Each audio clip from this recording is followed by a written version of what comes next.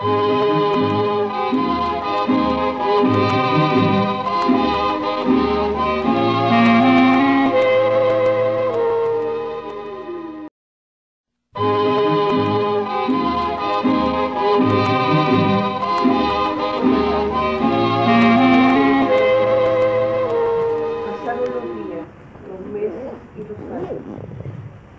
presencia discreta, como el color celeste, empezó a ocupar un lugar en mi vida de mujer historia. Sus palabras, como las notas de un violín, tocaron el dolor, despertaron la cólera. Infancia eterna. ¿Qué has hecho de tu niño, de tu niña, de tu infancia? ¿La recuerdas con agrado, divertida? ¿Te da fuerza para seguir? ¿La recuerdas con tristeza, en nostalgia doliente de lo que fue y no es hoy? Divina infancia. Eres el grano, la esencia, en ese otro que vive en el tiempo, sin edad, inquieto y juguetón. Ese que todo lo puede sin mirar atrás, que disfruta, que se asusta, que ríe, llora sin parar. Ese es el niño o niña que vive el creativo, en cálidos brazos se deja amar. Es en ese que nace y muere el cambio, la aventura, que crece y vive en sueños, en lo mágico, encantado. Infante, infancia, vive eterna, en el deseo de ser por siempre inmortal. Narrar la historia, esa historia, la suya, de otro modo, no con palabras, volver atrás en el tiempo, con el tiempo, recuperarlo, desenterrar los muertos y luego definitivamente volver a sepultarlos. Tomar de la mano a esa niña con ancestrales miedos al miedo, sin vocablos, recuperar los juegos, los silencios, las ausencias, la sonrisa escondida en el pliegue de su vientre, intentar alcanzar su infancia, asirla, palparla, estrujarla, acariciarla, abrazarla, nombrar la orfandad tantas veces vituperada. Sí, en realidad tuve suerte porque encontré un relato que de alguna manera está en coincidencia con una constante que ha sido abordada en esta mesa, que es el miedo, y al mismo tiempo es un cuento muy breve, de manera que tiene una unidad interna y se puede entender, porque yo temía tener que leer, digamos, solo el desenlace de un cuento, solo el comienzo de un cuento, porque a diferencia de un poema que tiene una unidad interna y uno puede leerlo completo, un poema de un libro y seguirlo, con un cuento es mucho más complicado. Este es un cuento a dos voces, una es una niña y el otro es algo, que es lo que produce el miedo. Se llama Secretos de Familia. Lo sintió llegar por el olor, inconfundible olor dulzón, agrio como vinagrillo. Daba vueltas por allí desde hacía tiempo. Se escondía en los rincones de la casa y le mordía las pantorrillas al pasar. Sintetizando las 7 ponencias presentadas en el coloquio de ayer y del miércoles, y voy a hacer la parte de identidad. Decía, 7 ponencias, la primera de Rana Ferre, que nos presenta sobre las raíces del mestizaje indo-español. Bueno, en su trabajo nos presenta que España transfiere a América un conjunto de instituciones, la principal en gobierno, que también va a recuperar las estructuras autóctonas, en el caso específico de la autoridad local, el Puraca. Y así, entre estas dos instituciones, ya es un intercambio, en lo cual va a gestarse las bases de la futura sociedad mestiza. Para tener tiempo, paso a la segunda ponencia dentro de este eje, y y es del señor René Peña, de México.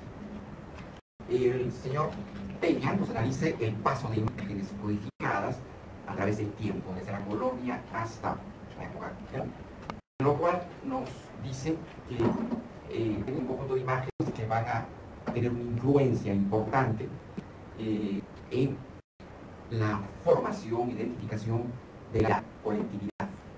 Y nos habla de ciertas imágenes reproducidas que nosotros pudimos observar, de las pinturas de la época colonial. Nos presenta una serie de personajes que tienen, podríamos decir, razas diferentes. Y importante que el autor presenta, dice, esto refleja el sistema de dominación, los intereses de clase. En la época colonial, las pinturas refuerzan la idea de superioridad de lo español y de la inferioridad de lo autóctono. Y cuando habla de la época capitalista, la época actual, se refiere a las imágenes de la publicidad. Como las imágenes de publicidad van a presentar la cultura anglosajona como un elemento superior, progreso, etc. Y tanto que lo mestizo, lo indígena, sería lo arcaico. La tercera ponencia se refiere a la vez de la señora Adriana Pérez, que analiza la identidad de un tipo de mujer indígena en Venezuela, y específicamente del estado de Zulia. Ese tipo de mujer que vive en dos espacios, en un espacio al mismo momento. Hay un cambio sincrónico, viene de su pueblo indígena y se inserta a la sociedad humana, a la sociedad de Maracaibo, a través de una oferta de trabajo de sirvienta. En ese momento comienza a internalizar una serie de elementos culturales urbanos, lo que le permite una síntesis con sus valores, símbolos de su cultura, podríamos decirlo, del pueblo, de la aldea, que Guayú, da la impresión que es el término exacto, no sé si me equivoco, con doble, ¿no es cierto? Guayú, hay un acento en una área. Y de esta manera, propios, particulares de este tipo de población, y no solamente a nivel educativo, sino también poniendo énfasis en el aspecto del bilingüismo. La cuarta ponencia nos ha presentado la señora Caterina de Terrier, en lo cual nos habla sobre la singularidad del mestizaje brasileño. Nos habla la presencia del mundo luso, del mundo africano, con obviamente el problema de la esclavitud, y nos dice que estos dos grupos se implantan en Brasil, pero Brasil tiene diferentes grupos indígenas y va a haber, por lo tanto, diferentes tipos de mestizos. Pero en el momento en el cual uno trata de analizar la identidad de estos grupos, es necesario tomar en cuenta la dimensión social, la dimensión socioeconómica, que va a tener una influencia importante en la estratificación, si podemos hablar, racial o socio-racial. Después hemos tenido la ponencia de la señora María Acelrat, que nos habla sobre la danza como indicador de identidad. Nos dice que los indios Pancararu, no sé si pronunció bien, pregunto a la señora Miné, especialista de Brasil, la danza está puesta como, no específicamente como una expresión folclórica, sino también como un vehículo privilegiado de informaciones y significaciones, es decir, como cultura, y que los indios de esta región han sido los primeros en obtener reconocimiento público de que la danza puede ser reconocida como un rasgo distintivo de la identidad de estos pueblos de Pernambuco en el nordeste brasileño. La sexta ponencia se refiere a Sylvain Chouin, que nos habla sobre el recorrido de Miguel Ángel Asturias en su análisis sobre la identidad de Venezuela, perdón, de Guatemala. Y el autor propone primero destacar los elementos culturales que Miguel Ángel Asturias intenta recuperar y para tratar de ver qué elementos son significativos en esta definición, la búsqueda de identidad del pueblo guatemalteco, y también después examinar la manera como se entremezclan las influencias maya y españolas en el proyecto asturiano de búsqueda de identidad para el pueblo de Guatemala. La última ponencia dentro de este eje ha sido de la señora Luisa Ballesteros. Él pone en relieve el papel de la mujer en el proceso de la memoria histórica y de la formación de la identidad a través del examen de obras literarias.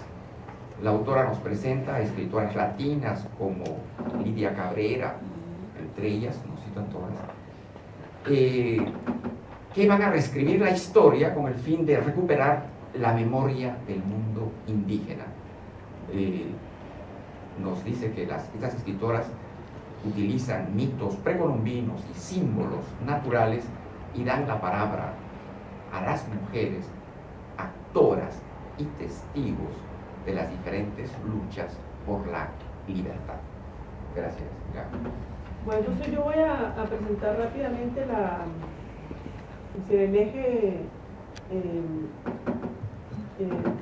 imaginarios. Ese eje,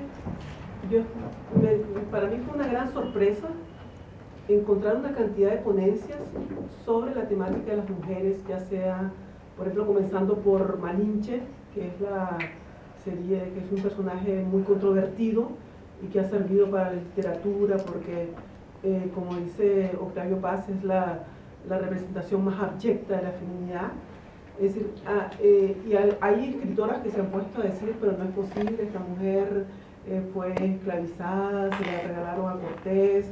Entonces ellas muestran cómo algunas escritoras, es decir, hay varias escritoras como Margot Glantz, Celina Pinatosca, Laura Esquivel, tratan de rescatar a esta mujer que ha sido diabolizada, ¿verdad? Pero, y que me parece interesante porque en realidad tanto Malinche como cualquier personaje que permitió el mestizaje, como cualquier personaje femenino, hay un tratamiento especial porque es la creación de la cosmogonía mestiza. Y para la cosmogonía mestiza, la primera mujer tiene que ser diabolizada, como Eva. Entonces es el mismo esquema. Y eso es lo que vamos a encontrar. Y eso hace parte de un sistema de pensamiento en realidad.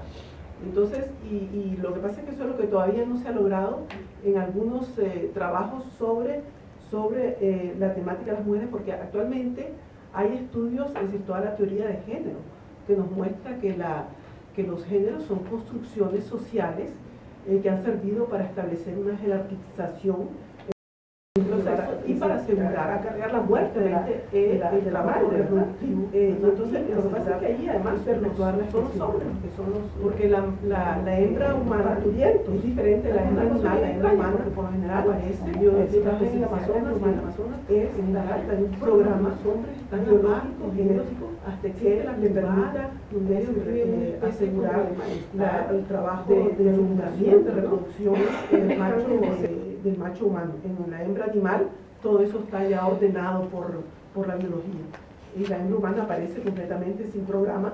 Entonces hay que programarla, y es ese programa que hay que estudiar, porque es lo que nos va a permitir entender toda esa diabolización del mundo femenino y del programa y de su